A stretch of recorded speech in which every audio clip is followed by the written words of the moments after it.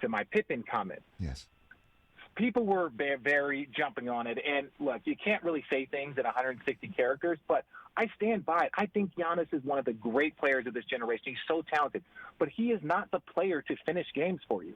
It's just not – it's like you can't shoot 60% from the free throw line and airball free throws. You can't not shoot a legitimate jumper or a legitimate three and think that you're going to be the individual that's going to finish and dominate games.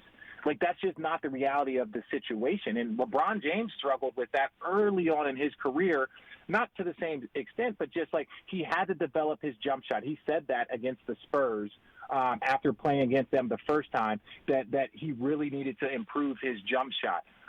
And you've got to shoot free throws well. It's like, look, Shaq is great, but Shaq also had Kobe. Shaq had D-Wade. Shaq had Pippen. And maybe I shouldn't have said that he is Pippen. He's probably closer to a version of Shaquille O'Neal that can be dominant for 46 minutes, but he needs a closer next to him. But you need a closer that can do it at a high level, right? Not just a guy that's like, oh, he's good in the clutch. It's like, no, you need a Jimmy Butler, Dame Lillard type player around him to finish it off. No, and I understand what you said when you said it, Richard. And I'll be honest with you, it's not just because we share the same first name. I agree with you.